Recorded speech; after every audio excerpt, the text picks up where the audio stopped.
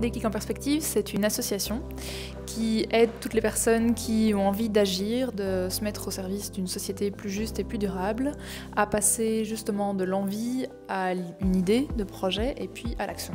Un des aspects qui est au centre de la raison d'être du Déclic en perspective, c'est qu'on pense que l'économie sociale, elle se construit à plusieurs.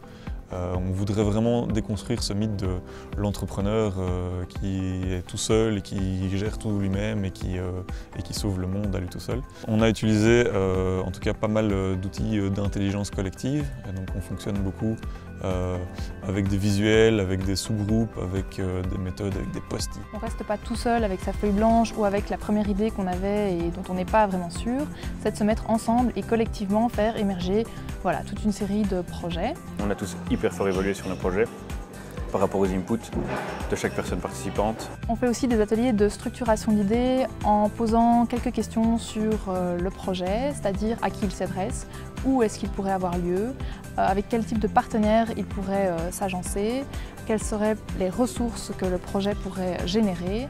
On essaie vraiment de mobiliser différentes intelligences et donc de bouger, d'être dans le corps, de se demander « ok, la tête m'emmène dans cette direction, mais où j'en suis avec mon corps ?» et de toujours rester bien connecté à son énergie, d'où les mises en mouvement dès le matin. C'est important en fait de sortir de son quotidien, de quitter sa maison, son appart, de claquer la porte et de partir sac à dos en train pour sortir de sa zone de confort en fait, aller à la rencontre d'autres personnes, que ce soit les participants, les membres de l'équipe Déclic ou les collectifs qu'on rencontre, pour entrer dans leur réalité à eux, vraiment physiquement dans leur lieu de travail, de création, et ça permet de mieux s'identifier, de se déconnecter de ses préoccupations quotidiennes. Ce qui est hyper important, c'est vraiment de permettre aux participants, pas juste de partir de ce qu'eux pensent dont la société a besoin, mais de s'inspirer de ce qui existe déjà, et pas juste autour d'eux, mais aussi ailleurs. On se retrouve avec des gens qu'on ne connaît pas.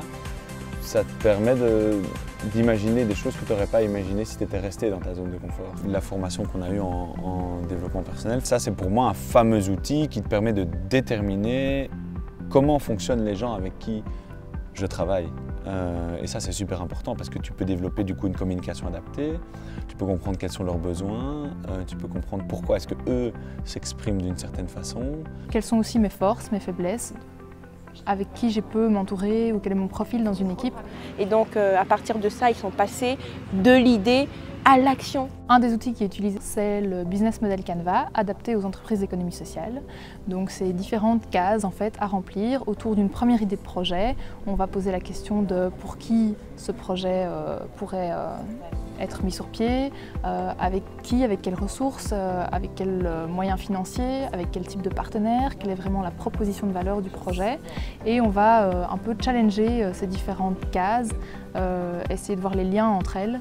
Et c'est aussi une façon de présenter de façon synthétique en fait une idée de projet. Et donc là ressort actuellement l'idée d'une coopérative d'artistes qui pourrait décider pour eux et par eux en même temps dans ce projet-là, quoi. Le projet, c'est de créer un logiciel qui va répertorier toutes les matières qui rentrent dans une entreprise et tous les déchets qui en sortent. Ce qu'on veut, c'est de proposer des tenues et des uniformes aux entreprises qui seraient produites localement en Belgique et qui seraient respectueuses de l'environnement.